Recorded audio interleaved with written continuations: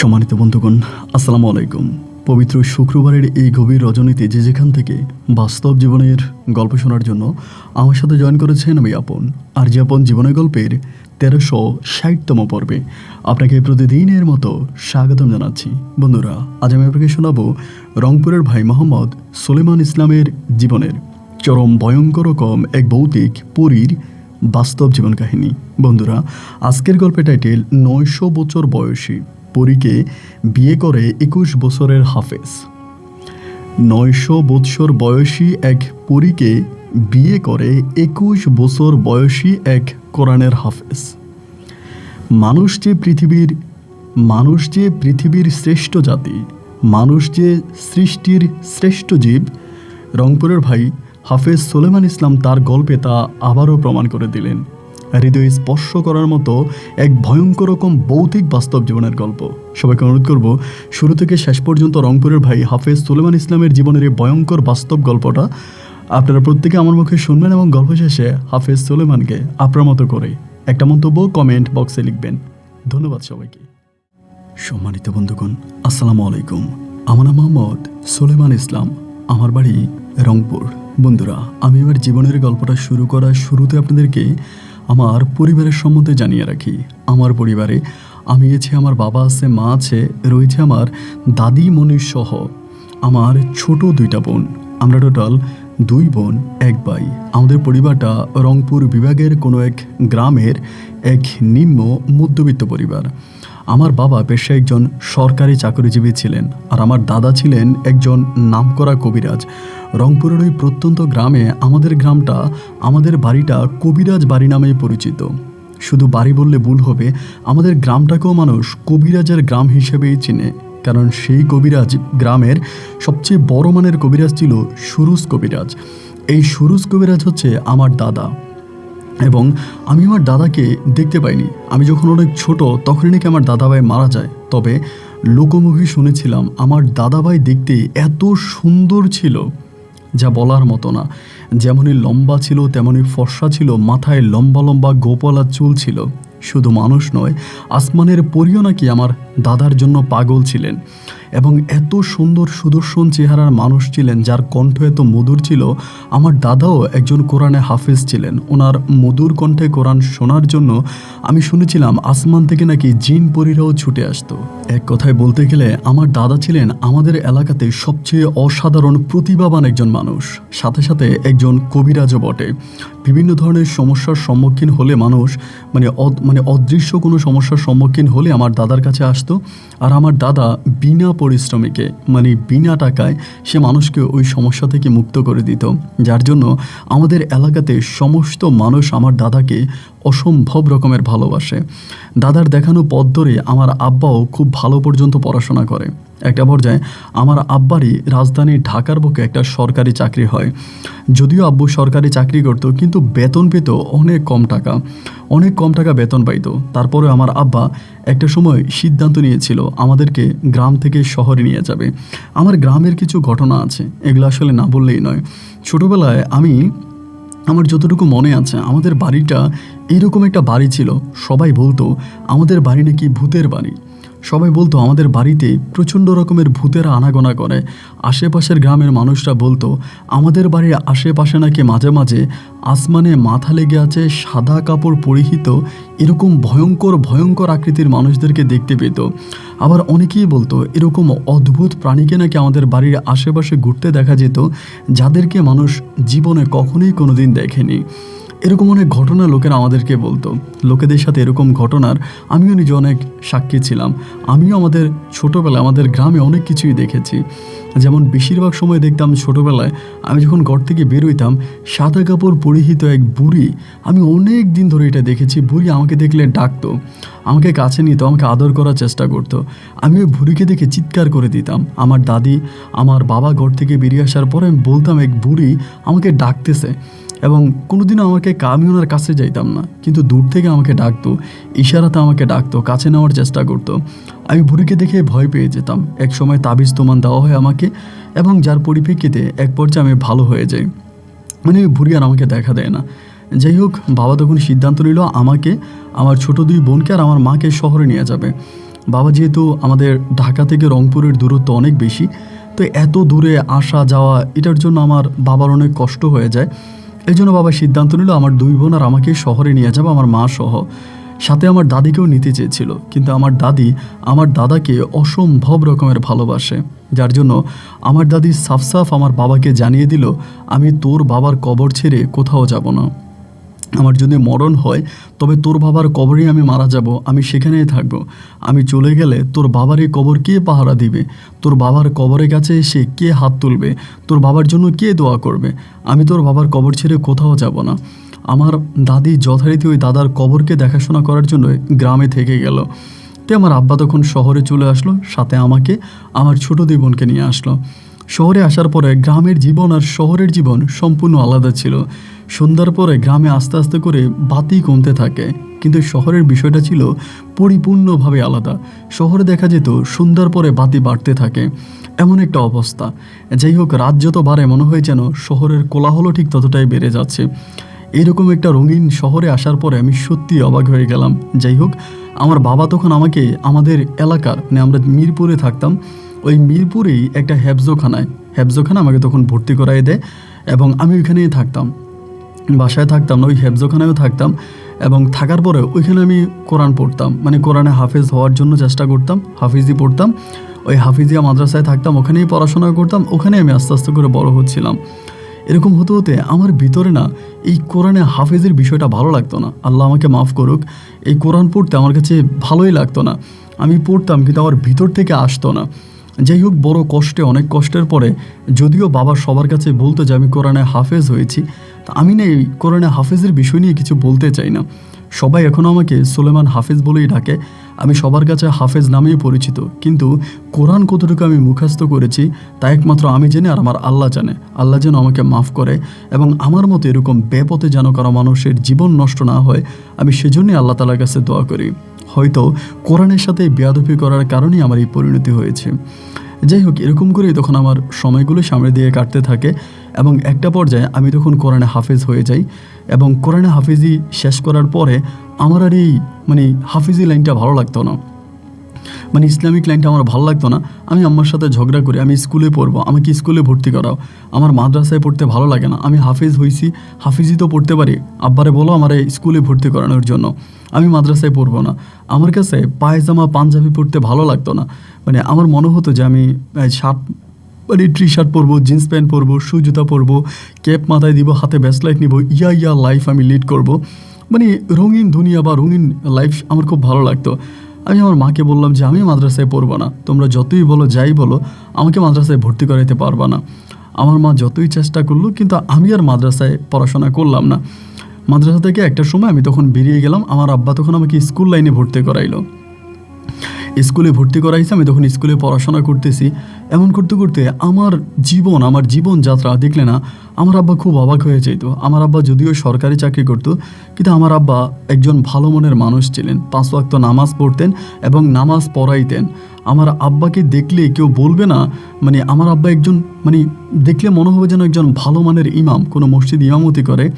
সবসময় এরকম ইসলামিক পোশাক আশাক পরে আমার আব্বা থাকতো। তা আব্বা দুঃখ করে মাকে বলে, সুলেমানের জীবনটা এমন নষ্ট হয়ে গেল। সুলেমান মাদ্রাসা থেকে বাদ দিয়ে স্কুলে ভর্তি হলো, এখন jeans pant, half pant, T shirt এগুলো পরে ঘুরে বেড়ায়। ওকে দেখলে না আমার মায়া লাগে। আমার বাবা নাম করে একজন মানুষ ছিলেন, এখনও আমার বাবার কথা শুনলে গ্রামের মানুষ হুমড়ে খেয়ে পড়ে। অথচ সেই বাবার নাতি হয়ে সুলেমান কি করে পারলো তার জীবনটা কেমন নষ্ট করতে। বাবা মা দুজনেই আমাকে প্রচুর বোঝাচ্ছে যে সুলেমান এই জীবন ভালো না, এই জীবন থেকে ফিরে আসো, কিন্তু আমি আমার বাবা মায়ের কোনো কথা কোনো সময়ই শুনতাম না।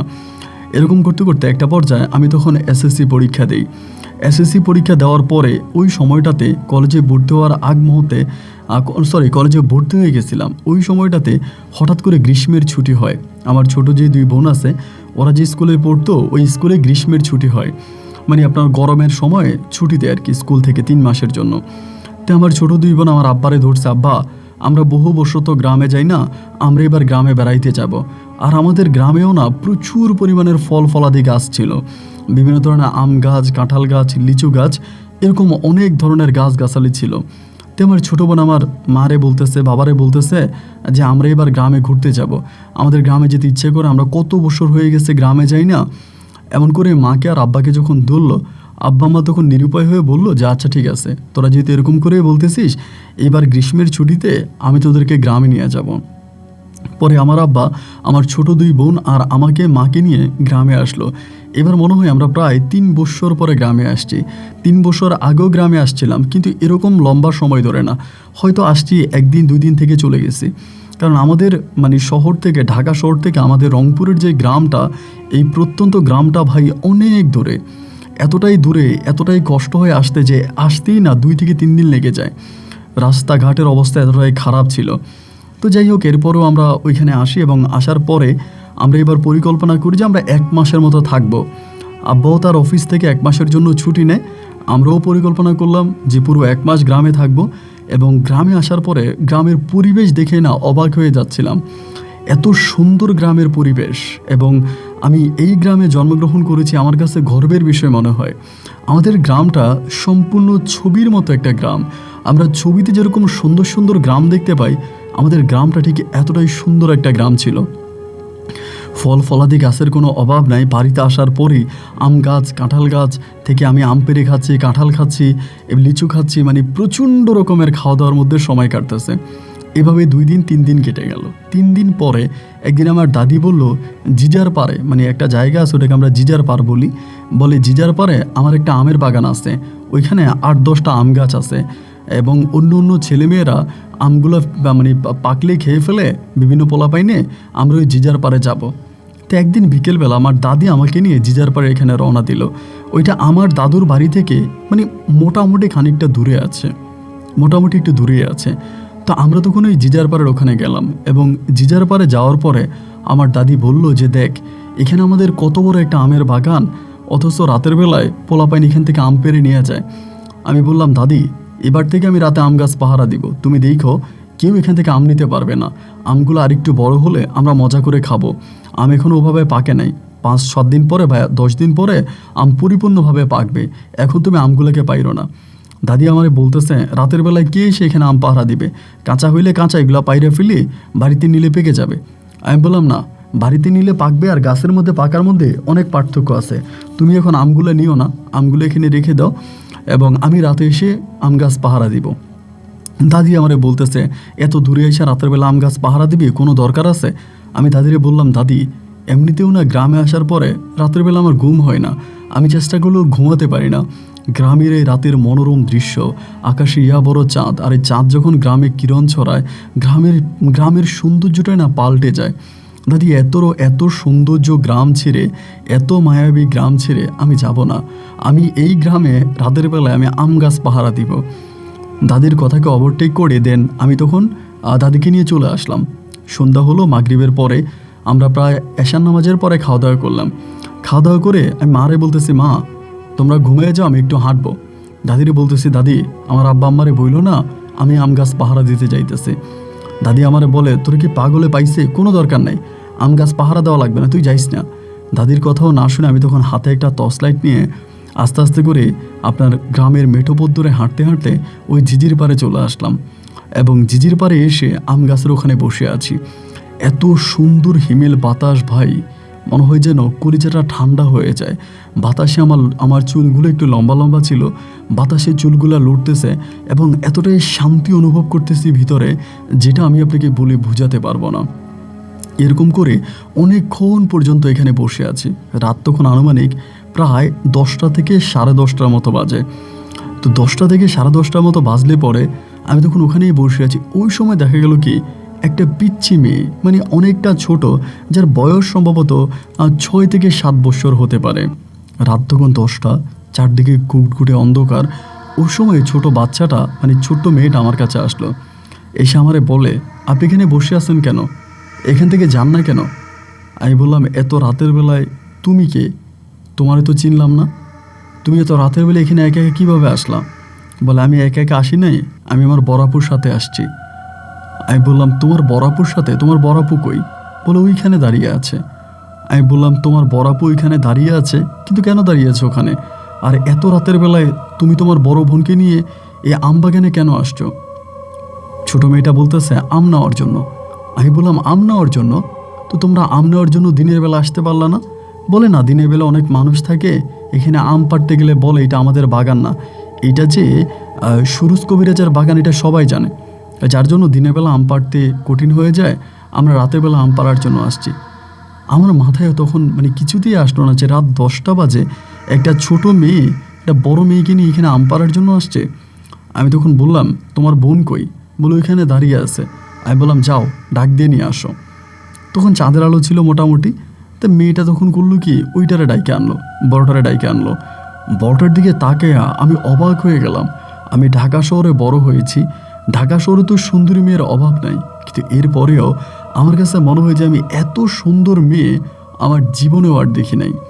এত মায়াবী চেহারা, এত সুন্দর চেহারা, যার মুখের দিকে তাকিয়ে থাকলে তাকিয়ে থাকতে ইচ্ছে করে।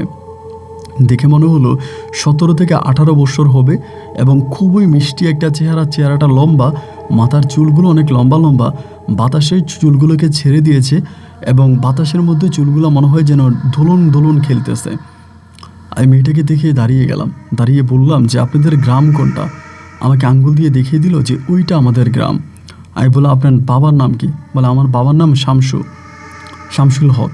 আমি তখন বললাম তো এখানে এত রাতের বেলায়? বলে ভাইয়া আমের জন্য আসছি, যদি কিছু না মনে করেন আমাদেরকে 3টা আম দেন, আমরা এটাকে আচার বানিয়ে খাবো। তো আম তো একদম নিচে নিচে, মানে আম থোকায় থোকায় নিচে পড়ে আছে, মানে ঢালগুলো নিচের দিকে পড়ে আছে। তো মেয়েটাকে দেখার পরে আমি তখন বললাম যে আচ্ছা ঠিক আছে, সমস্যা নাই, আমি আপনাকে আম পেড়ে দিচ্ছি। আমি তখন ওই বাগানের মধ্যে লাফ দিয়ে 2-3টা আম তখন পেড়ে দিছি। পেড়ে দিয়ে ওই মেয়েটার নাম ছিল শাহিনা, বড়টার নাম শাহিনার হাতে দিলাম। 3টা শাহিনার হাতে দিলাম আর 2টো ছোট মেয়েটার হাতে দিলাম। তো ওরা তখন চলে যাবে, যাওয়ার সময় না হঠাৎ আবার পিছনের দিকে ফিরে তাকালো, তাকিয়ে বলতেছে আপনি কি সারা রাত এখানেই থাকবেন? আমি তখন বললাম কেন? বলে না, রাত তো অনেক হয়ে গেছে, আপনি যে যাচ্ছেন না এই জন্য বললাম। আমি বললাম না, আমি পরিকল্পনা করেছি আমি আজকে সারা রাত আমের বাগান পাহারা দিব। আমার দাদি বলে দূরের খারাপ ছেলেরা এসে নাকি আম পেড়ে নিয়ে যায়, যার জন্য আজ আমি আম গাছের নিচে আছি, আমি আম গাছ পাহারা দিব। পরে আমাকে মেয়েটা বলতেছে আপনি হাফ প্যান্ট পরছেন? আমি বললাম হ্যাঁ, আমি তো শহরে বড় হয়েছি, তো এই জন্য হাফ প্যান্টই পরি। বলে আপনার নানার নাম না, আপনার দাদার নাম না সবার মুখে মুখে শুনতাম, সুরুজ কবিরাজ, একজন নামাজি ব্যক্তি ছিল, আপনি নামাজ পড়েন। মেয়েটার বয়স কম, কিন্তু কথাগুলো যে বলে মনে হয় যেন তার হাজার বছর হয়েছে, খুবই পাকনা পাকনা কথা। আমি তখন বললাম যে না, আমি খুব বেশি নামাজ পড়ি না, তবে মাঝে মাঝে পড়ি। বলে আচ্ছা ঠিক আছে, বেশি রাতে এখানে বসে থাকেন না, চলে যান। এ বলে মেয়েটা তখন চলে গেল। চলে যাওয়ার পরে আমি তখন ওখানে চুপচাপ বসে আছি। এই যে চলে গেল, তো অনেকক্ষণ ধরে বসে আছি। রাত্র তখন প্রায় 12:30 কি 1টার মতো বাজে। আমি তখন ভেবেছিলাম যে আমি চলে আসবো, মানে বাড়িতে চলে যাব। 12:30 কি 1টার দিকে আমি দেখলাম যে বিলের পাড় ধরে, মানে ফসলি জমির মাঝখান দিয়ে এই শাহিনা মেয়েটাই মনে হয় যেন আবার হেঁটে হেঁটে আসতেছে। দূর থেকে মনে হলো কেউ একজন আসতেছে, কিন্তু চুলগুলো যেতে এভাবে ছেড়ে দিয়েছে, বাতাসে চুলগুলো নাচতেছে। আমি তখন শিওর হয়ে গেলাম যে এই মেয়েটাই আসতেছে। পরে আমি তো একটু পর টর্চ লাইট টিপতেছি, ওখানে লাইট অফ করতেছি, অন করতেছি, আর মেয়েটা আসতেছে দেখে আমি একবার ভাবলাম যে টর্চ মারবো, আবার ভাবতেছি যে টর্চ লাইট মারলে যদি অন্যরা কেউ দেখে ফেলে, এই জন্য আমি মেয়েটার দিকে টর্চ লাইট মারলাম না। এরপরে মেয়েটা এরকম করে মানে আঁকা বাঁকা পথ ধরে, মানে আইল ধরে ধরে আমার কাছে পর্যন্ত আসছে। আসার পরে বলে এত রাত হয়ে গেল, আপনি এখনও গেলেন না? আমি বললাম আপনার কি আরও আম লাগবে? আপনি কি আরও আমের জন্য আসছেন? বলে না, আমি আমের জন্য আসি নাই, কিন্তু এত রাত হয়ে গেল, এত রাত পর্যন্ত, প্রায় মধ্যরাত, এই রাত পর্যন্ত আপনি আম বাগানে বসে আছেন, আপনার ভয় লাগে না? আমি বললাম না, আমি ভয় পাই না, আমি ছোটোবেলা থেকে অভ্যাস, তো আমার ভয় লাগে না। আর এই গ্রামে তো আমি বড় হয়েছি, আমার ভয়ের কি আছে, এটা আমাদের গ্রাম, আমি কেন ভয় পাবো? পরে বলে না, এই প্রথম আমি কোনো মানুষকে দেখলাম যে রাত্র প্রায় 1টা পর্যন্ত এই আম বাগানে বসে আছে, তার কোনো ভয় লাগতেছে না। আমি বললাম তো আপনি আমার ভয়ের কথা চিন্তা করলেন, আমি একটা পুরুষ মানুষ আম বাগানে বসে আছি, আমার ভয় লাগবে, আর আপনার একটা মেয়ে মানুষ হয়ে রাত 1টা বাজে আম বাগানে চলে আসছেন, আপনার কি ভয় লাগে নাই?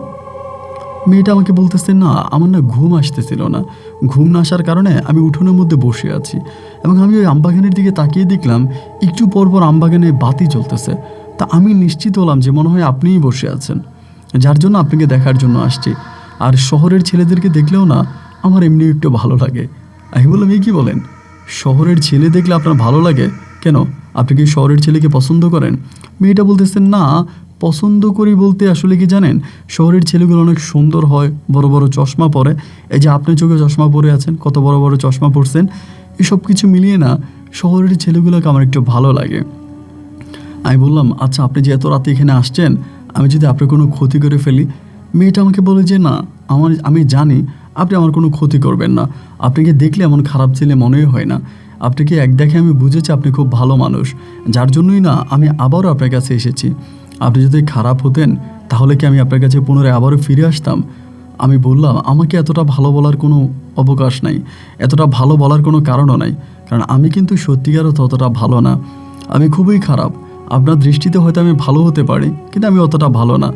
মেয়েটা তখন একটা হাসি দিয়ে বলল, এই পৃথিবীতে যে ভালো সেই বলে আমি ভালো না, আর যে খারাপ সেই নিজেকে বারবার ভালো দাবি করে। আমি বললাম, বাহ, আপনি তো খুব সুন্দর করে কথা বলেন, অনেক সাজিয়ে গুজিয়ে কথা বলতে পারেন। মেয়েটা তখন হাসতেছে, আমিও তখন হাসতেছি। এরকম করতে করতে এই কথা বলতে বলতে না মেয়েটা আমার পাশে বসে গেল। বিশ্বাস করেন, কোন দিক দিয়ে যে সময়গুলো কাটছে আমি বুঝতেই পারি নাই। রাত্র প্রায় তখন 3:30টার মতো বেজে গেছে। মেয়েটা তখন আমাকে বলে, আমি চলে যাই, একটু পরে আমার দাদি ঘুম থেকে উঠে আমাকে না দেখলে বকাবাধ্য করবে। আমি বললাম, আপনি চলে যাবেন? মেয়েটা আমাকে কথায় কথায় বলেছিল সে সারা রাত জেগে থাকে, সারা রাত ওই তাদের ঘরের উঠানে বসে থাকে, রাতের প্রকৃতি তার ভালো লাগে, রাতের চাঁদ তারা এবং রাতের পরিবেশ তাকে অনেক টানে, এই জন্য সে রাতে জেগে থাকে কিন্তু দিনের বেলায় ঘুমায়। তা আমি বললাম, আপনি যে এখন চলে যাবেন, আপনার সাথে কথা বলে না আপনার প্রতি আমার অনেকটা মায়া লেগে গেছে, আমি যদি কালকে রাতে আবারও এখানে আসি, আপনার সাথে কি আমার আবারও দেখা হবে? মেয়েটা বলতেছে, হ্যাঁ, আপনি যদি কালকে রাতে আবারও আসেন আমি আপনার সাথে দেখা করব, তবে আপনাকে একটা অনুরোধ করি, আমার সাথে যে আপনার দেখা হচ্ছে এটা আপনার পরিবার কিংবা অন্য কোনো মানুষকে বইলেন না। আমি তখন বললাম, কেন? বলে, কেন আপনি বুঝেন না, আমি একটা গ্রামের মেয়ে, রাত দুপুরে একটা পর পুরুষের সাথে দেখা করার জন্য এই আমবাগানে আসছি, এটা যদি লোকে লোকে জানাজানি হয়ে যায় তাহলে তো আমার কলঙ্ক হয়ে যাবে। আমি বললাম, না আমি কারো কাছে বলবো না। বলে, দেখেন এই কথাগুলো না বাতাসে ছড়িয়ে যায়, যার জন্য আমি ভয় পাই, প্লিজ আপনি কাউকে বললেন না। আমি বললাম, না না না, আমি কাউকেই বলবো না, আপনি একদম ভয় পেয়েন না। এই কথা বলে সেদিন নাচতে নাচতে লাইট হাতে নিয়ে আমি তখন বাড়িতে আসছি। বাড়িতে ঢুকবো ওই সময় ফজরে আজান দিয়ে দিল। ফজরে আজান দেওয়ার পরে আমি তখন ওইখান থেকে মসজিদে চলে গেলাম। মসজিদে মানে ওইখান থেকে ঘরে গেলাম এবং ঘর থেকে আমি তখন জানি না ভিতরে কেন জানি নামাজ পড়ার জন্য একটা আগ্রহ জাগলো। লুঙ্গিটা পরে আমি তখন নামাজে ঢুকে গেলাম। আপনার ফজরের সালাত আদায় করে আসছি, আইসা আমি ঘুমিয়ে গেছি। আমার মা বাবা আমার দাদি সবাই আমাকে ডাকতেছে, আমার ভাই আর ঘুম ভাঙে নাই। আমি প্রায় জোহরের নামাজেরও অনেক পরে ঘুম থেকে উঠছি। তা সবাই বলতেছে আমি সারা রাত জেগেছিলাম মনে হয়, এটা ওইটা। আমি আর সবার কথার কোনো গুরুত্ব দিলাম না, কারণ আমি সম্পূর্ণ বেপরোয়া একটা মানুষ, আমি কাউকে মানি না, কারো কোনো কথা শুনি না এবং কেউ কোনো কথা বললেও না আমি এটার কোনো মূল্যায়ন করি না। যাই হোক, আমি রাতের জন্য অপেক্ষা করছি, কবে সূর্যমামা গুড বাই বলে বিদায় নিবে, আকাশে চাঁদ তারাদের খেলা জমবে, আর আমি ওই মায়াবী সুন্দর চেহারার শাহিনাকে দেখার জন্য আমবাগানে চলে যাব। ঘড়ির দিকে বারবার তাকাচ্ছিলাম, সময় কেন যায় না। রাত 9টার দিকে আমি তখন আমবাগানে চলে গেলাম। খাওয়া দাওয়া করেই চলে গেছি আমবাগানে। টর্চলাইট হাতে নিয়ে ওই দিন সুন্দর করে গায়ের মধ্যে খুশবু টুসবু মেখে তারপর আমবাগানে গেলাম। আমবাগানের যে জায়গাটায় বসে আমি গতকালকে রাতে শাহিনের সাথে কথা বলছিলাম, ওই একটা জায়গায় বসে আছে, কিন্তু শাহিনে তো আর আমার কাছে আসে না। বসে আছি, একটু পরে পরে ওর বাড়ির দিকে টর্চ লাইট মারতেছি, লাইটের আলো মারতেছি, যাতে ও বুঝে যে আমি এখানে আসছি এবং ওর জন্য অপেক্ষা করতেছি। এরকম করে টর্চ লাইট মারতেছি, আবার ভাবতেছি অন্য কেউ যদি এই টর্চের আলো দেখে আমাকে এসে বকাঝকা করে, আর এই মেয়েটার সাথে আমার প্রথম দেখায় কীভাবে এতটা ক্লোজ হয়ে গেলাম। প্রথম দেখে একটা মানুষের সাথে কি এতটা ভালো হয়ে যাওয়া যায়? মাত্র তাকে প্রথম দেখলাম এবং প্রথম দেখায় মনে হয় সে আমার অন্তরে জায়গা করে নিয়েছে। যাই হোক, এরপরে ঠিক তার যে সময় হলো রাত্র 1টা, সে ওই সময় আসছে, এর আগে সে আর আসে নাই। 12:30 কি 1টার মতো বাজে মধ্যরাতে, ওই তখন আবারও আসছে। আসার পর আমি বললাম, এত লেট করলা কেন? আমি না সেই 9টা থেকে এখানে বসে আছি।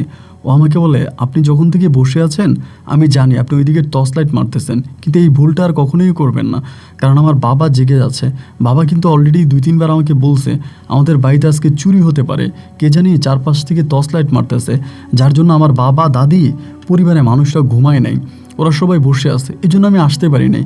আপনি কেন টর্চ লাইট মেরে সবাইকে সতর্ক করে দিলেন বলেন তো? আপনি কি বোকা? আমি বললাম, আসলেই তো আমি এটা বুঝতে পারিনি, আমার ভুল হয়ে গেছে। বলে, এরপর থেকে আর কখনো টর্চ লাইট মারবেন না এইদিকে। আপনি যদি আসেন তাহলে অপেক্ষা করুন, আমি আমার সময় মতো চলে আসব। এভাবে টর্চ লাইট মারলে ওরা সন্দেহ করে, আর ওদের সন্দেহ যদি হয়ে যায় তাহলে আমি কিন্তু আপনার কাছে আসতে পারবো না। আমি বললাম, না না না, তুমি আইসো, আমি আজকের পর থেকে আর ওইদিকে কোনো টর্চ লাইট মারবো না। এমন করে 1 দিন 2 দিন 3 দিন 4 দিন সময় কাটতেছে, আর তার প্রতি আমার আগ্রহ আর ভালোবাসা দিনে দিনে বাড়তেছে। প্রতিটা রাতে পাহারা দেওয়ার নাম করে আমি এখানে চলে আসি, এবং সে আমার সাথে এসে গল্পগুজব করে, কথাবার্তা বলে, আমাদের প্রেম ভালোবাসা চলে। একটা পর্যায়ে এই বাগানের সমস্ত আম পেরে ফেলছি, বাগানে কোনো আম নাই, এরপরও আমি আম বাগানে এসে বসে থাকি। ও আসে, আমি ওর সাথে গল্প করে কথা বলি, এমন করতে করতে কখন যে ওর প্রেমে আমি পড়ে গেলাম আমি এটা বুঝতেই পারলাম না। আমারও শহরে ফিরে যাওয়ার সময় চলে আসছে। আমি তখন বললাম, শাহিনা, আমি তো শহরে চলে যাব, এরপরে তোমার সাথে কি আমার আর কথা হবে? ওই সময়টাতে মোবাইল ফোনের ব্যবস্থা ছিল না, মোবাইল, ইন্টারনেট এসবের কোনো ব্যবস্থা নাই, যার জন্য আমি তাকে বললাম, আমি তো তোমার সাথে কথা বলতে পারবো না, আমার কাছে তো কোনো কিছুই নাই। ও আমাকে বলে, আপনার ঠিকানা আমাকে দিয়ে যান, আমি আপনার কাছে চিঠি লিখব। আমি বললাম, চিঠি লিখবা? বলে, হ্যাঁ, আমি আপনার কাছে চিঠি লিখব, আর আপনি ওই চিঠি পড়ে আমাকে চিঠির উত্তর দিবেন, তবেই আমাদের মাঝে সব কিছু ঠিক থাকবে। আমি তখন বললাম, আচ্ছা ঠিক আছে। পরে আমি আমার ওই শহরের ঠিকানা দিয়ে শাহিনার কাছ থেকে বিদায় নিলাম। কিন্তু অবাক করা বিষয় হচ্ছে, 20 থেকে প্রায় 22 দিনের মতো, 22 রাতের মতো প্রতিটা রাত আমি শাহিনের সাথে আমবাগানে বসে বসে গল্প করতাম, প্রেম করতাম, কথাবার্তা বলতাম, রোমান্স করতাম, কিন্তু কোনোদিনও না শাহিনের সাথে আমার দিনের বেলায় দেখা হয়নি। প্রতিটা রাতেই দেখা হতো রাত 12টার পরে। ও আসতো এবং 3টা বাজে চলে যেত, কিন্তু ও কোনোদিনও দিনের বেলা আমার সাথে দেখা করেনি। যেদিন আমি আম পারি সেদিন তাকে বলেছিলাম, তুমি আজকে রাতে, আজকে দিনে আইসো দুপুরবেলা, আমি আম পারবো, অথবা কাউকে পাঠাইও, আমি আম দিয়ে দিব। ও আমাকে বলে, না লাগবে না, মানে নিতে চায় না। যাই হোক, এরকম করেই তখন আমি একটা পর্যায়ে আমার পরিবারের সাথে আবারও সেই ব্যস্ত নগরেই রাজধানী ঢাকাতে চলে আসলাম, এবং আসার পরে আমি তার জন্য চিঠি লিখি, এবং সেও যথারীতি আমাকে চিঠির উত্তর পাঠায়। ও আমাকে চিঠি লিখে, আমি ওকে চিঠি লিখি, দুজনের মাঝে এই চিঠিপত্রের মাধ্যমে প্রচুর প্রেম জমে গেছে। ভাই, আমি আপনাকে কি বলবো, ডাকপিয়নের কাছে আমি প্রতিদিন যাইতাম, ভাই আমার কোনো চিঠি আসছে, ডাকপিয়ন বলতো, আপনার কোনো চিঠি তো আসে নাই, আসলে তো বাসায় দিয়ে আসবো। মানে চিঠি কবে আসবে, মানে চিঠির জন্য পুরো পাগল হয়ে থাকতাম, আমার কাছে কখন চিঠি আসবে এবং এই চিঠি আমি পড়বো, ওকে আমি এই করব ওই করব, মানে পাগল হয়ে থাকতাম, এক কথায় বলতে গেলে জাস্ট পাগল হয়ে যাইতাম। আর ও না আমাকে অনেক ভালোবাসতো, যার জন্য ও না আমাকে ছাড়া কোনো কিছু বুঝতো না। তো এরকম করে করে চিঠিপত্রের মাধ্যমে আমি 1.5 বছর প্রেম করি, শুধু চিঠির মাধ্যমে 1.5 বছর আমার প্রেম হয়, এবং 1.5 বছরে প্রায় 1 বস্তার মতো চিঠিও আমাকে পাঠায়, মানে প্রচুর চিঠি আমি ওকে দিই। এরকম করতে করতে চিঠিতেও আমাকে বলে ওর বিয়ে ঠিক হয়ে গেছে, ওর পরিবার হয়তো ওকে বিয়ে দিয়ে ফেলতে পারে, এরকমভাবে আমাকে বলে। এবং এইটা বলার পরে আমি তখন তাকে বলি, এটা তুমি কি বলতেছো? তোমার যদি বিয়ে হয়ে যায় আমি তো বাঁচব না, আমি তো মরে যাব, আমি তোমাকে ভালোবাসি, তোমার বিয়ে হয়ে গেলে সত্যি সত্যি কিন্তু আমি মরে যাব। ও তখন আমাকে বলে, আমি কি করব? আমার পরিবার যদি আমাকে বিয়ে দিয়ে দেয় তাহলে তো আমার কিছু করার নাই, আমার তো কিছু করার থাকবে না, তাই না? আমি বললাম, না না না, এরকম কথা বলো না, এটা না আমি সহ্য করতে পারবো না, আমি তোমাকে ভালোবাসি, তোমার বিয়ে হয়ে যাক এইটা আমি কখনো মানতে পারবো না। এরকম করে চিঠিপত্রের মাধ্যমে কথা হতো। এরই মাঝে আমি প্রায় 1.5 বছর তার সাথে কথা বলি। 1.5 বছর পরে আমার বাবা মাকে না জানিয়েই, মানে তাদের উপর, মানে তাদেরকে ক্লিয়ারলি না বলে আমি বলি আমার দাদিরে দেখতে ইচ্ছে করে আমি গ্রামে চলে যাব। তা আমি আবারও গ্রামে চলে আসি। এবার গ্রামে আসার পরে প্রতি রাতেই তার সাথে আমার আবারও দেখা হয়, সে আমবাগানে যায়, ওখানে আসে, তার সাথে প্রেম হয়, কথাবার্তা হয়। এরকম করতে করতে তার সাথে আমার বিয়েরও কথাবার্তা চলতেছে, আমি তারে বিয়ে করব, আমার আব্বা আম্মাকে তার বাবার কাছে পাঠাবো, মানে শামসুল কাকার কাছে পাঠাবো, এরকমও কথাবার্তা তার সাথে আমার চলতেছে। তো একদিন রাতেবেলা ও আমাকে বলে, আচ্ছা বিয়ের আগে তো এঙ্গেজমেন্ট হয়, আমার সাথে কি তোমার এঙ্গেজমেন্ট হবে না? এইভাবেই বলতেছে। আমি তখন বললাম, না আমাদের তো এখনও মানে আমার পরিবার যাবে, তোমাকে দেখবে, বা ওভাবে আমাদের বিয়ে হবে, কিন্তু এঙ্গেজমেন্ট। ও আমাকে বলে, না আমার ইচ্ছা রাতের বেলায় তোমার সাথে আমার এঙ্গেজমেন্ট হবে, তুমি আমার সাথে এঙ্গেজমেন্ট করবা। আমি তখন বললাম, এঙ্গেজমেন্ট করব কি দিয়া? ও বলে, কি দিয়া মানে? এঙ্গেজমেন্ট তো মানুষ আংটি দিয়ে করে, তুমি আমাকে আংটি পরাই দিবা, তাতেই হবে। আমি বললাম, আচ্ছা ঠিক আছে, আমি তোমার জন্য আংটি কিনে আনবো। ও তখন আমাকে বলতেছে, না তুমি আমার জন্য আংটি কিনে আনলে হবে না, তোমার দাদির হাতে একটা আংটি আছে, ওই আংটিটা আমাকে পরাই দিবা। আমি বললাম, মানে তুমি এটা কি বলতেছো? আমার দাদির হাতে আংটি আছে, ওইটা আমি তোমাকে পরাই দিব? ও আমাকে বলে, হ্যাঁ তোমার দাদির হাতে একটা আংটি আছে, ওইটা তুমি আমাকে পরাই দিবা, তাতেই হবে। ওইটা পরাইয়ে তুমি আমার সাথে এঙ্গেজমেন্ট করবা, পারবা? আমি বললাম, আমার দাদির হাতে আংটি, এটা তুমি দেখলে কেমন করে? ও বলে, বারে এই 1.5 বছরে আমি কতবার তোমার দাদির বাড়িতে গেছি, তোমার দাদির সাথে বসে বসে গল্প করছি, কথা বলছি। তোমার দাদি আমার সাথে অনেক রোমান্টিক কথাবার্তা বলতো। তোমার দাদির হাতের আংটিটা না অনেক সুন্দর, আমাকে ওই আংটিটা যদি তুমি এনে দিতে পারো, আমার হাতে যদি আংটিটা পরিয়ে দাও, আমি না অনেক খুশি হব। আমার ইচ্ছা এত সুন্দর একটা আংটি দিয়ে তুমি আমার সাথে এঙ্গেজমেন্ট করবা। আমি তখন বললাম যে, দাদির হাতের আংটিটা আমি আমার জন্মের পর থেকে দেখতেছি, এবং আমি শিওর না যে দাদি আমাকে আংটিটা দেবে কিনা। আচ্ছা ঠিক আছে, তারপরও আমি চেষ্টা করব কালকে রাতে আংটিটা নিয়ে আসার জন্য। ও আমাকে বলো, আচ্ছা ঠিক আছে, তাহলে কালকে রাতে তুমি আমার জন্য আংটিটা নিয়ে আসবা, আর আমি একটা সুন্দর জামা পরে আসবো, অ্যান্ড ওই সুন্দর জামা পরে আসবো, তুমি আমার সাথে এঙ্গেজমেন্ট করবা। আমি বললাম, আচ্ছা ঠিক আছে। এই বলে ওই রাতে আমি তার সাথে কথাবার্তা সম্পূর্ণ করে বিদায় নিলাম। বিদায় নিয়ে আমি তখন দাদির কাছে গেলাম। দাদির কাছে মানে বাড়িতে চলে গেছি, রাতে ঘুমাইলাম। পরের দিন ঘুম থেকে ওঠার পর দেখি যে একটা কাজের বুয়া আছে, কাজের বুয়ার সাথে দাদি বসে আছে। আমার দাদি কিন্তু বয়স হইলেও না, মোটামুটি শরীরের দিক থেকে অনেকটা স্ট্রং, মানে এরকম না যে বয়স্ক মানুষরা যেরকম শুয়ে থাকে সারাক্ষণ, বা ক্লান্ত ক্লান্ত একটা ভাব থাকে। আমি আমার দাদির মাঝে এই ধরনের ক্লান্ততা ভাব দেখি নাই। দাদি মোটামুটি অনেকটা সুস্থ সবলভাবেই চলাফেরা করতো। পরে দাদি আমারে বলতেছে যে, আচ্ছা ঠিক আছে, মানে আমি দাদির সকালবেলা বলতেছি ওই কাজ করার সময়, দাদি তোমার হাতের আংটিটা তো অনেক সুন্দর। দাদি আমার বলে, দেখি তুই প্রথম দেখলি?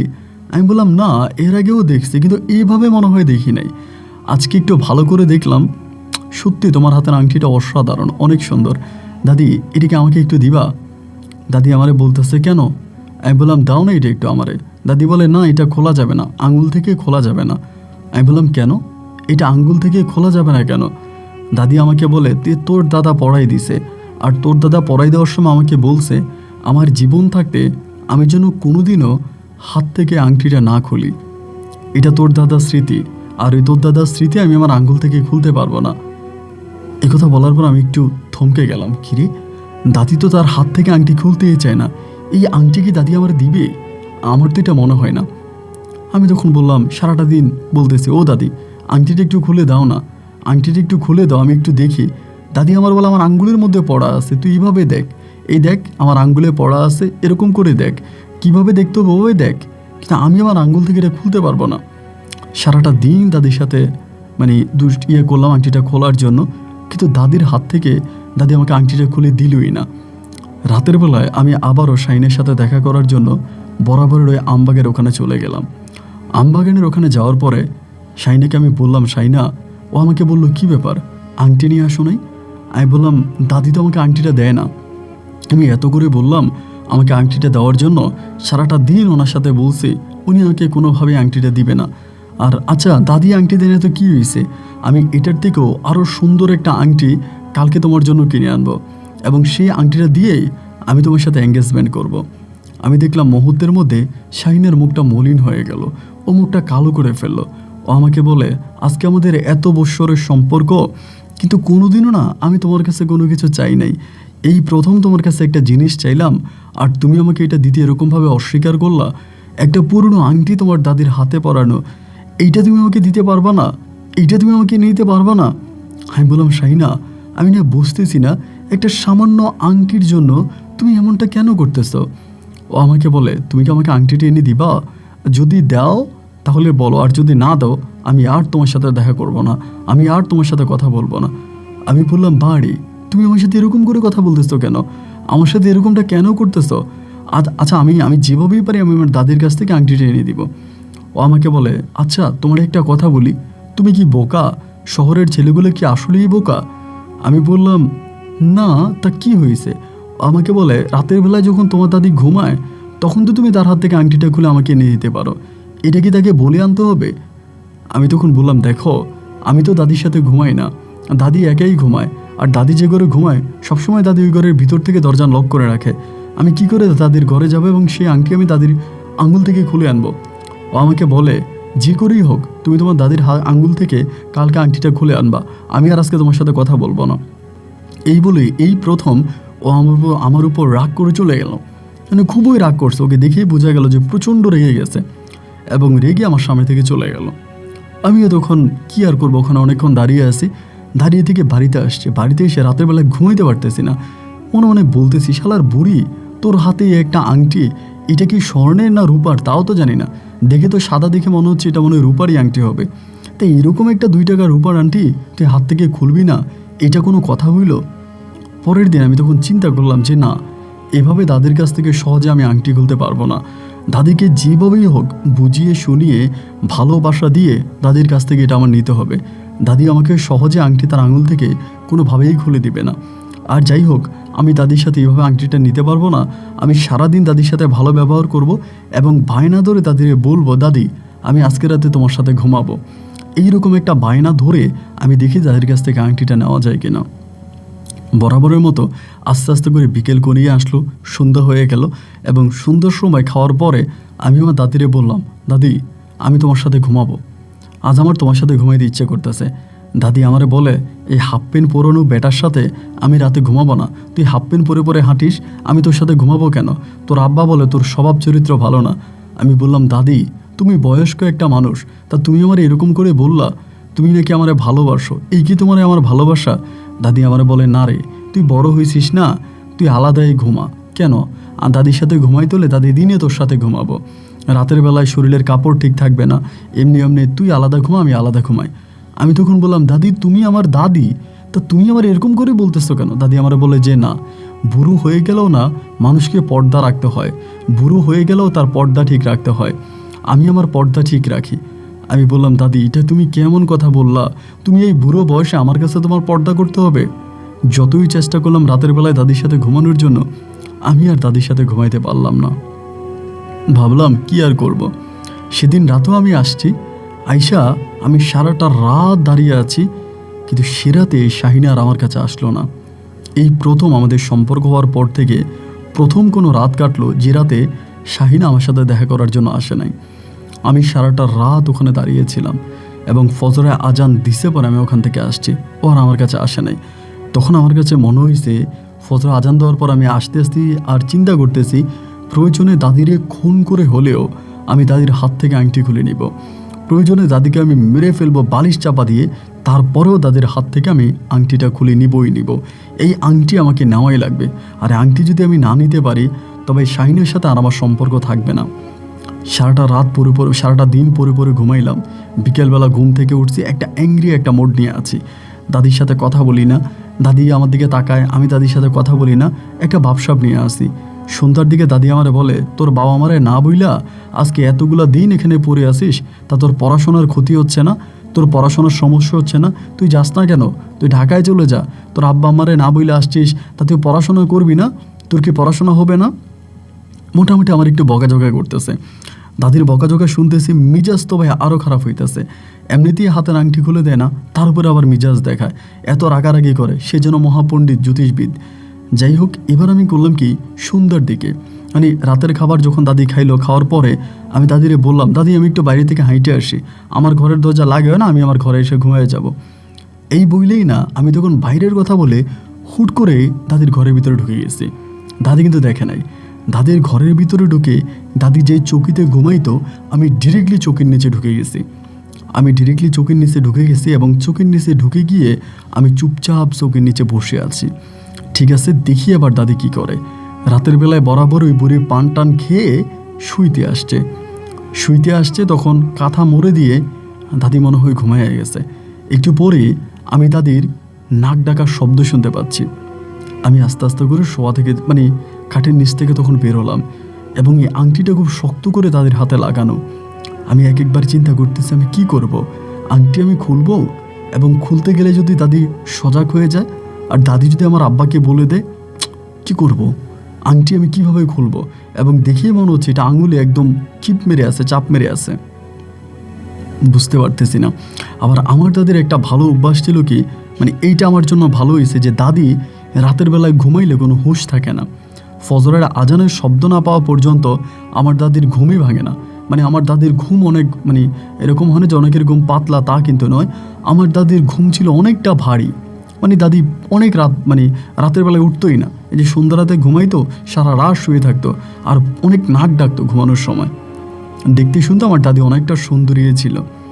আমি বিসমিল্লাহ বলে দাদির তখন হাত ধরছি। হাত ধরে আমি যেহেতু একটু দোয়া দরুদ পারি, একটু ফুটু দিছি যাতে ঘুম না ভাগে। তা ফু দিয়ে আমি তখন আস্তে আস্তে করে খোলার চেষ্টা করতেছি। একটু একটু একটু করে চেষ্টা করতে করতে ওই হাতের আংটিটা খুলতে আমার প্রায় 40 মিনিটের মতো সময় লাগছে।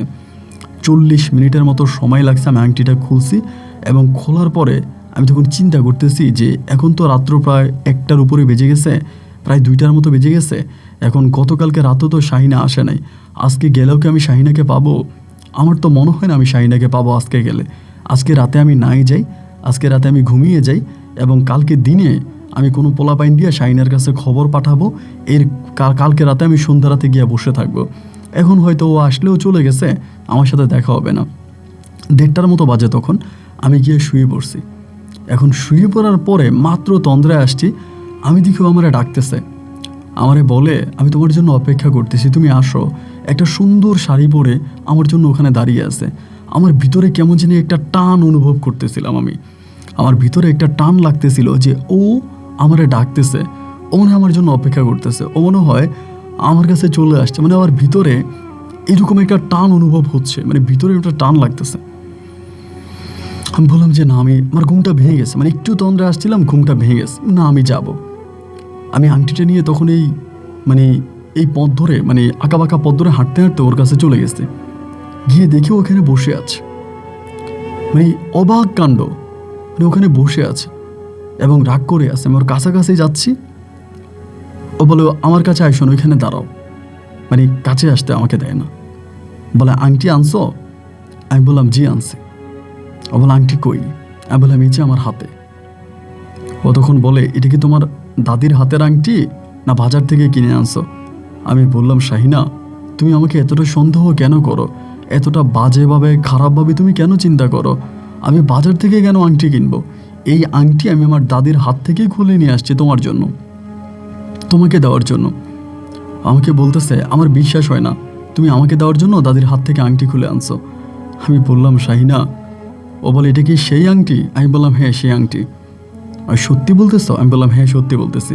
বলে ঠিক আছে, তাহলে আংটিটা ওই দিকে ছুঁড়ে মারো। একটা আম গাছ আছে, বলে আম গাছের নিচে ছুঁড়ে মারো। আমি বললাম কেন? আংটি তো আমি তোমার আঙুলে পরাই দিব, তুমি আমার কাছে আসো, আমি আংটিটা তোমার আঙুলে পরাই দিই। ও আমাকে বলতেছে না, আমি যা বলছি তাই করো, যদি আমার কথা না শোনো আমি কিন্তু চলে যাব। আমি বললাম না না না, তুমি যেও না, আমাকে কি করতে হবে? বলে আংটিটা ওই আম গাছের নিচে ছুঁড়ে মারো। আমি বললাম অন্ধকারে আম গাছের নিচে আংটি ছুঁড়ে মারলে আমি আংটি পাবো? আমাকে বলে তুমি পাবা না, আমি পাবো, মারো। এইটা বলার পরেই না, ওর কথা রাখার জন্য আমি তখন আংটিটা আম গাছের দিকে ছুঁড়ে মারলাম। আম গাছের দিকে আংটিটা মারা মাত্রই না, আংটির মধ্যে ভাই আগুন ধরে গেছে। আম গাছের নিচে এটা ছুঁড়ে মারা মাত্রই আম গাছের নিচে আগুন ধরে গেছে। আমি মাগো বলে পিছনের দিকে দিলাম, মানে উকি মারলাম। পিছনের দিকে ফিরে আমি ওর দিকে তাকিয়ে দেখতেছি ও আর নাই, মানে আমি আর ওকে দেখতে পাচ্ছি না।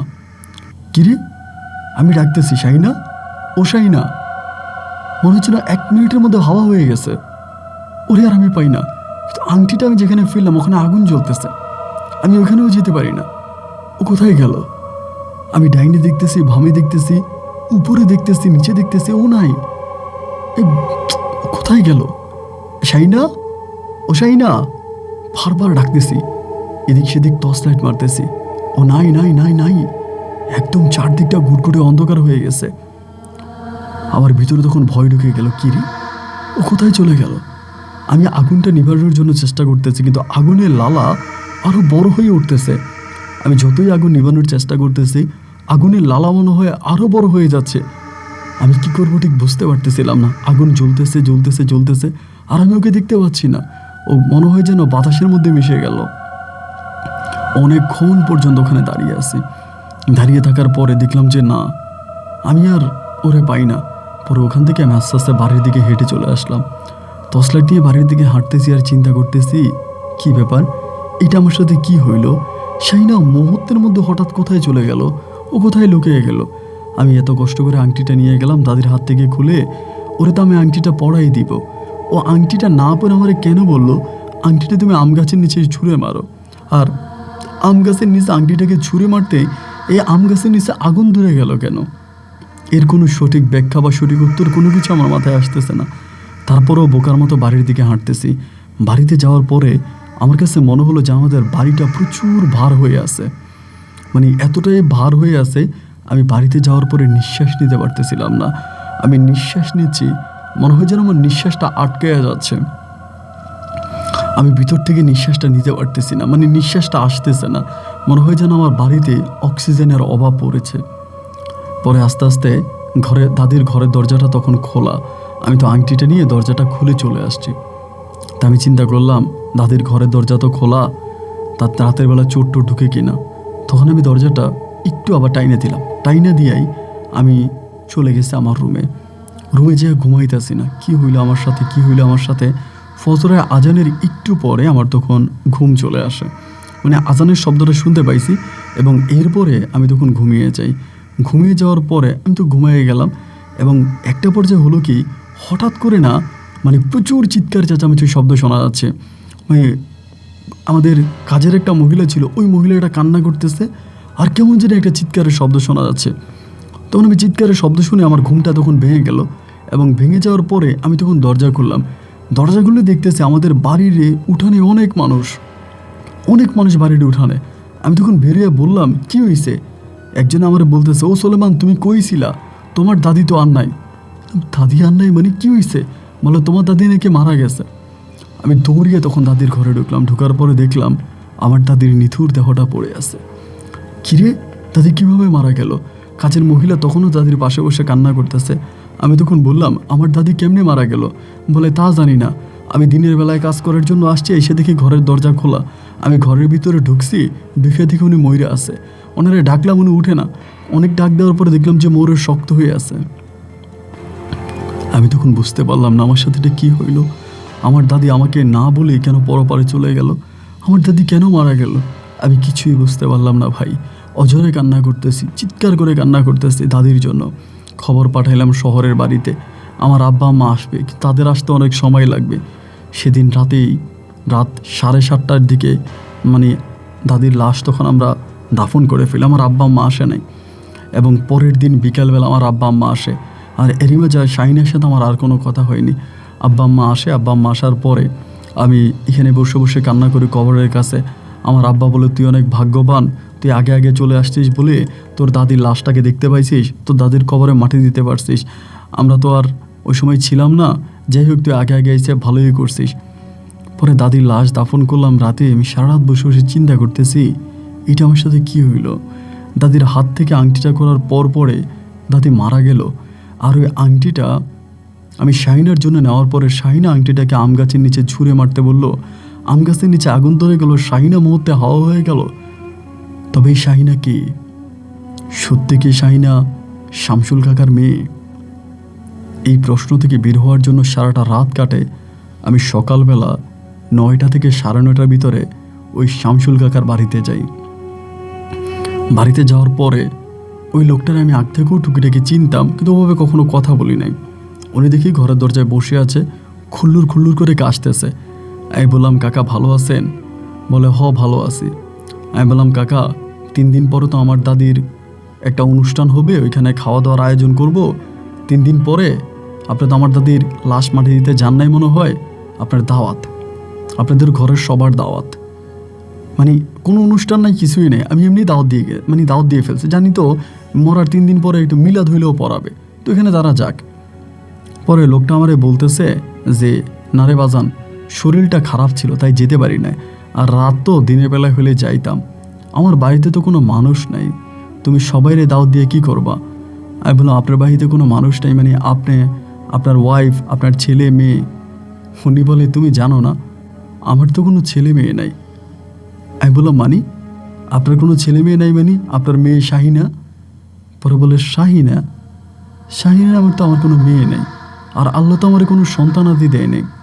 তোমার শাশুড়ি বিয়ে করার পরে আজ পর্যন্ত আমার ঘরে তো কোনো সন্তানাদি হয় নাই রে বাজান, তুমি শাহিনা রে কই পাইলা? আমি বললাম, এইটা আপনি কি বলেন?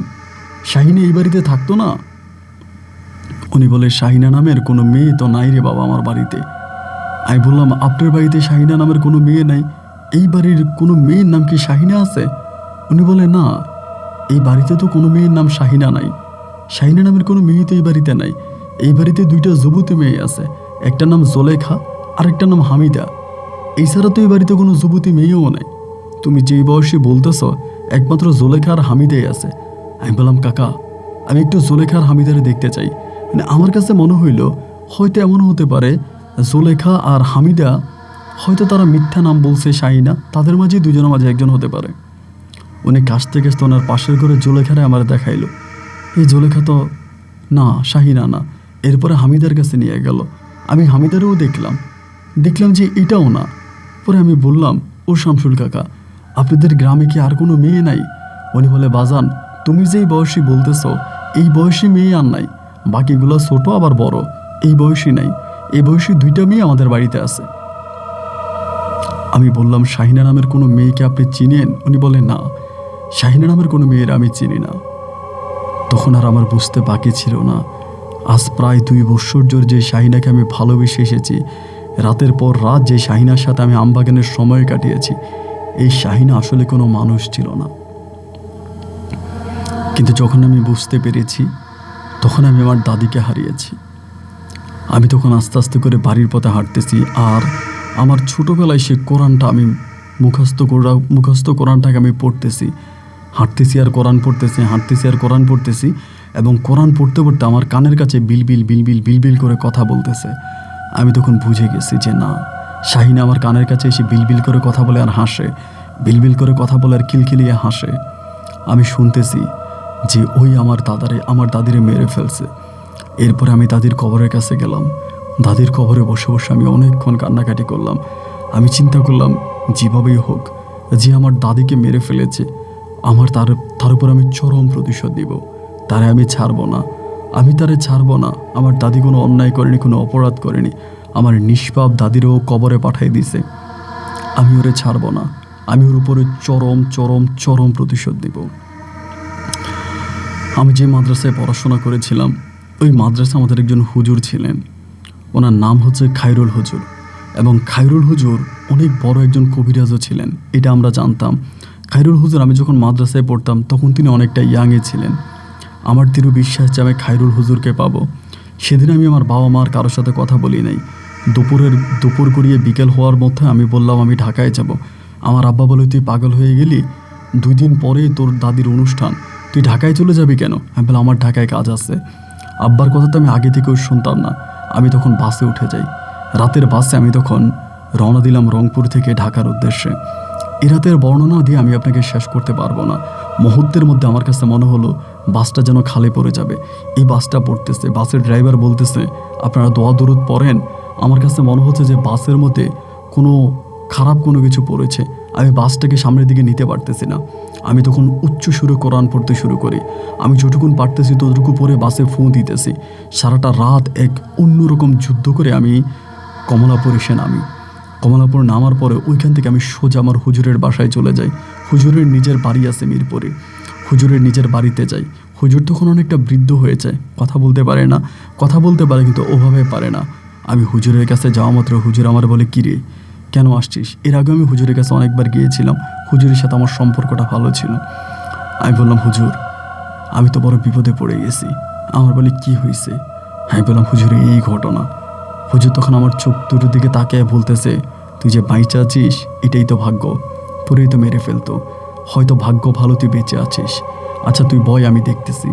এই কথা বলার পরে আজ বহু বৎসর পরে হুজুর তার সাথে থাকা জিনটাকে ডাকলো, এবং সেই জিনের সাথে হুজুর কথোপকথন বলে হুজুর আমার দিকে তাকিয়ে বলতেছে, সোলেমান, তুই যা করেছিস রীতিমতো অবাক হয়ে যাওয়ার মতো। আমি বললাম, হুজুর কি বলতেছেন? বলে, যেই শাহিনার সাথে তুই কথা বলেছিস, ওই শাহিনা ছিল মূলত একটা পরী। আমি বললাম, হ্যাঁ হুজুর, এটা তো আমি বুঝতেই পেরেছি, শাহিনা যে একটা পরী ছিল। হুজুর বলে, শুধু পরীই ছিল না, এই শাহিনার বয়স ছিল প্রায় 900 বছর। আমি বললাম, 900 বছর? হুজুর বলে, হ্যাঁ, শাহিনার বয়স ছিল প্রায় 900 বছর। এই শাহিনা কেন তোর কাছে এসেছে সেটা শুনলে তুই আরো অবাক হয়ে যাবি। আমি বললাম, কেন? হুজুর আমাকে বলে, এই শাহিনা পছন্দ করত তোর দাদারে। তোর দাদা সুরুজ কবিরাজ রে শাহিনা পছন্দ করত, এবং তোর দাদা সুরুজ কবিরাজকে বিয়ে করার জন্য শাহিনা আসমান থেকে মাটিতে নেমে আসে। শাহিনার তখনও অনেক বয়স ছিল। তোর দাদা বারবার বলতো যে, না, তোমার অনেক বয়স হয়েছে, বা যাই হোক, আমি তোমাকে বিয়ে করব না। তোর দাদা এই শাহিনাকে বিয়ে করেনি, শাহিনা নামের ওই পরীটাকে বিয়ে করেনি। কিন্তু বিয়ে না করাতে শাহিনা তোর দাদার উপরে আরও ক্ষিপ্ত হচ্ছে, আরও রেগে যাচ্ছে। এবং শাহিনা একটা সময় তোর দাদাকে বলেই দিছিল যে, তুই যাকে বিয়ে করবি তাকে আমি বাঁচিয়ে রাখবো না, তুই যাকে বিয়ে করবি তাকে আমি মেরে ফেলবো। সেদিন তোর দাদা শাহিনাকে বলেছিল, আমি যাকে বিয়ে করব তোর কোনো শক্তি নেই তাকে মেরে ফেলার। এবং সেই হিসাবে তোর দাদা যখন তোর দাদিকে বিয়ে করে, বাসর ঘরেই তোর দাদির হাতে উনি ওই আংটিটা পরিয়ে দেয়, এবং তোর দাদিকে বলে যে, জীবন থাকতে কোনোদিনও ওই আংটি তুমি হাত থেকে খুলবা না, কারণ আংটি হাত থেকে খুললে ও তোমাকে মেরে ফেলবে। তোর দাদিরে মারার জন্য এই জিন অনেক চেষ্টা করেছে, অনেক সাধনাও করেছে, অনেক তন্ত্র মন্ত্র চালিয়েছে, অনেক লোকও ধরেছে, কিন্তু পারেনি। শেষ পর্যন্ত যুবতী মেয়ে সেজে, কুমারী মেয়ে সেজে তোর ফাঁদে পা দিয়েছে, তোকে তোকে আপন করে নিয়েছে, এবং তোকে ফাঁদ বানিয়ে তোর দাদির হাত থেকে আংটিটা খুলে এনেছে। যে রাতে তোর দাদির হাত থেকে আংটিটা খুলে আনে, তুই যখন আংটিটা হাত থেকে ফেলে দিছিলি, তখনই ওখানে আগুন লাগাই দিছে যাতে আংটিটা তুই আর নিতে না পারিস। এখানে আগুন লাগিয়ে দিয়ে সে বাতাসের মতো উড়ে সোজা তোর দাদের ঘরে ঢুকে গেছে, এবং তোর দাদের ঘরে ঢুকে তোর দাদিকে বালিশ চাপা দিয়ে ওখানে মেরে ফেলে। এবং যখন তুই বাড়িতে যাস, তখনও সে তোর পাশে দাঁড়িয়ে দাঁড়িয়ে হাসতেছিল। তুই যখন শাহিনার খোঁজ করার জন্য শামসুল কাকা বলে যে বাড়িতে গিয়েছিলি, সে বাড়িতে শাহিনা তোর পাশে দাঁড়িয়েছিল। তুই শাহিনাকে দেখতে পাচ্ছিস না, তো শাহিনা তোকে দেখতে পাচ্ছিল। শাহিনা তোর দিকে তাকিয়ে বিলবিলিয়ে হাসতেছিল। এবং শুধু তাই নয়, তুই যখন সে বাড়ি থেকে চলে আসিস, তখনও শাহিনা তোর পিছনে পিছনে তোকে কান পরা দিচ্ছিল, তোর কানে এসে ফিসির ফিসির ফিসির ফিসির করতেছিল। তুই যে গাড়ি করে এসেছিস, হয়তো তোর ভিতরে কোরআন আছে, বা তোর ভিতরে আলেম আছে, তুই জোরে জোরে কোরআন পড়তেছিলি, হয়তো কোরআনের ভয়ে শাহিনা তোর কাছে আসে নাই, কিন্তু শাহিনা ওই বাসের উপরেই ছিল। ওই বাসের উপরে শাহিনা রংপুর থেকে ঢাকায় পর্যন্ত আসছে শুধু তোকে দুনিয়া থেকে সরিয়ে দেওয়ার জন্য। বাসটাকে ফেলে দেওয়ার সে অনেক চেষ্টা করছে, কিন্তু পারে নাই। আজকে তুই আমার কাছে আসছিস। ওই শাহিনা আমার বাড়ির পাশেই আছে। আমি বললাম, হুজুর, আপনার তো বয়স হয়েছে, কয়েকদিন পরে তো আপনি হয়তো দুনিয়া ছেড়ে চলে যাবেন। আমার নিষ্পাপ দাদিকে যে শাহিনা হত্যা করেছে, এই শাহিনের কি কোনো বিচার হবে না? হুজুর আমারে বলে, দেখ, আমার সে আগের বয়স নাই, আমার সে আগের বয়স নাই। আমি এই বয়সে এসে এখন কিছু করতে পারবো না। আমি শুধু তোর হুজুর হিসাবে, তোর ওস্তাদ হিসাবে তোকে উপদেশ দিচ্ছি, এই শাহিনার কাছ থেকে তুই সরে যা। এবং এই শাহিনা খুব খারাপ জিন, এবং এত খারাপ জিন যা বলার মতো না। এই জাতের জিনগুলো মানুষদেরকে বিভিন্ন ফাঁদে ফেলে, মানুষদেরকে ভয় দেখায়, মানুষ যে তাদের কাছে এসে তাদেরকে ধোঁকা দেয়, যেমনটা তোকে দিয়েছে। এর থেকেও বরং আমি তোকে একটা তাবিজ পরাইয়ে দিই, তুই তাবিজটা সারাক্ষণ তোর হাতে রাখ। তাবিজটা হাতে রাখলে আমি আশা করছি শাহিনা তোর কোনো ক্ষতি করতে পারবে না, শুধু তোর না, তোর পরিবারের কারো ক্ষতি করতে পারবে না।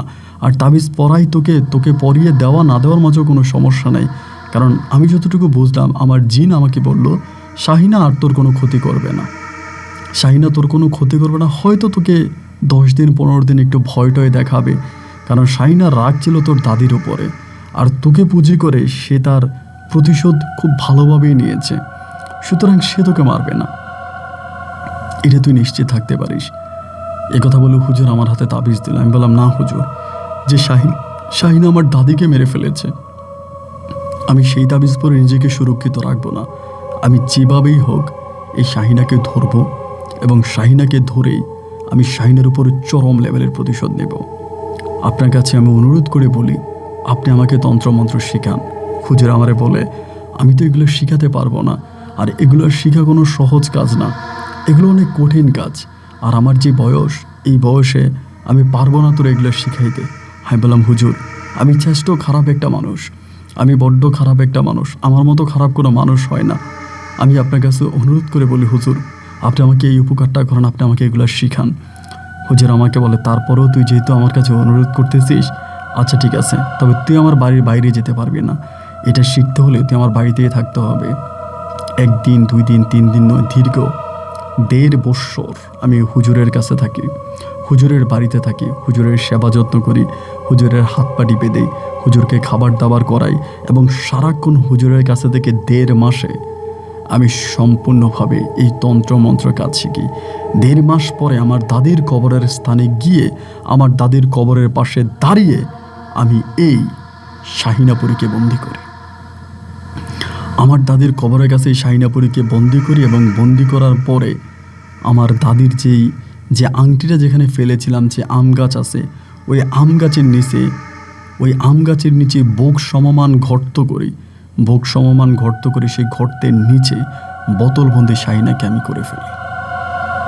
এবং শাহিনাকে এইভাবে বন্দি করার পরে আজকের এই মুহূর্ত পর্যন্ত আমি আর কোনো কবিরাজি করি নাই।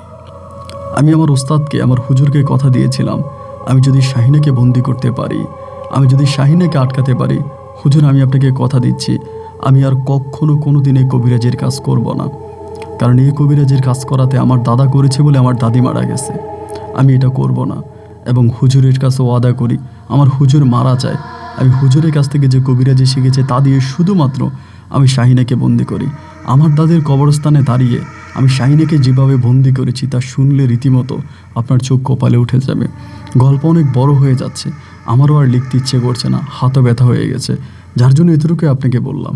এখন আমার বয়স প্রায় শেষের দিকে, আমি যে কোনো সময় মারা যেতে পারি। এরপরে এই ঘটনার পরে আমি আর বিয়ে করিনি। আমার দাদির উপরে আমি যে অন্যায় করেছি সেই অন্যায়ের প্রতিশোধ নিজের উপর নিজে নিয়েছি।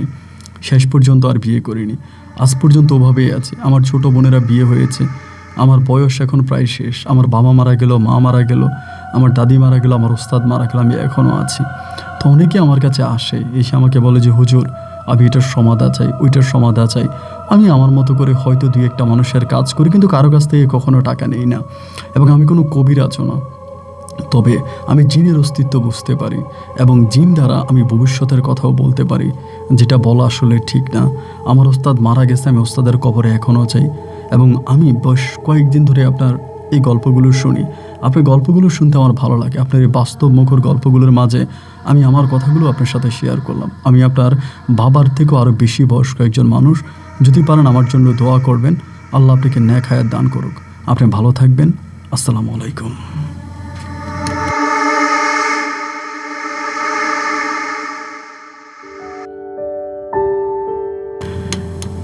প্রিয় বন্ধুরা, সবাইকে অনেক বেশি ধন্যবাদ এই পর্যন্ত আমার সাথে থেকে রংপুরের ভাই হাফেজ সোলেমান ইসলামের জীবনের এই ভয়ঙ্কর বাস্তব গল্পটা শোনার জন্য। আমার শরীরের পশম দাঁড়িয়ে গিয়েছে, সত্যি অনেক ভয়ঙ্কর ছিল। যখন আমি এই সোলেমান যখন বুঝতে পারে যে শাহিনা কোনো মানুষ নয়, তখন কেমন লেগেছে আপনার কাছে আমি জানি না, আমি সিরিয়াসলি অনেক ভয় পেয়েছি।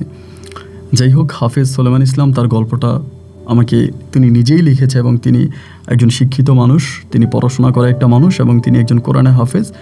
উনি আমাকে গল্পটা ইমেল করে এবং ইমেলের মাধ্যমে ওনার গল্পটা আমি পাই, তার সাথে আমার কথাও হয়েছে এবং তিনি যথেষ্ট ভালো মনের একজন মানুষ। তিনি কোনো তান্ত্রিক নয়, কোনো কবিরাজ নয়, তিনি কোনো কবিরাজি করেও না। তেনার দাদির হত্যাকারীকে তিনি শুধু বন্দি করেছে, তাকে এখনও তিনি বোতলবন্দি করে রেখেছে। আমি যদি ওনাকে বলেছিলাম যে আপনি ওনাকে ছেড়ে দেন, যে পরীটাকে আপনি আটকিয়ে রেখেছেন তাকে ছেড়ে দেন, উনি বলে মানুষ হয়তো ভালো হয়ে যায় কিন্তু পরীটা কখনো ভালো হয় না, যে খারাপ সে খারাপই থাকবে, সে কখনো ভালো হবে না। উনি আমাকে আরও বলে, আপনি শুনলে অবাক হয়ে যাবেন, যেটা আমি ওনার কাছ থেকেই প্রথম শুনতে পেরেছি, আদম সন্তান, আমরা হচ্ছে আদম সন্তান, আর জিনেদের বংশধর। মানে জিনেরা কিন্তু শয়তান থেকে, মানে জিনেদের, আমরা যেরকম আমাদের আদি পিতা হচ্ছে আদম এবং জিনেদের আদি পিতা হচ্ছে আপনার ইবলিশ। তো উনি আমাকে বলল যারা ইবলিশের বংশধর এদের মাঝে কিছু হয়তো জিন ভালো হয়েছে, যারা রাসূলের কাছ থেকে কোরআন শুনেছে, রাসূল কোরআন শুনছে, মানে কোরআন পড়তেছে, এরকম কিছু জিনে শুনে রাসূলের ওই মধুর কোরআন শুনে তারা ইসলাম গ্রহণ করেছে, তাদের মাঝে কিছু জিন ভালো হয়েছে, কিন্তু বেশিরভাগ জিনেরাই খারাপ। আর এই শাহিনাকে আমি মুক্ত করে দিলে শাহিনা আমাকে বাঁচিয়ে রাখবে না। তো যাই হোক, এই জিনিসগুলো শুনলে মাথার মধ্যে আসে না, মাথার উপর দিয়ে যায়। আল্লাহ তাআলাই ভালো জানে। এবং আমি দোয়া করি সোলেমান ইসলামকে আল্লাহর দিন বাঁচিয়ে রাখুক, এবং তেনাকে আমি শেষ বয়সে হলো বিয়ের উপদেশ দিয়েছি, কিন্তু উনি বিয়ে করবে না।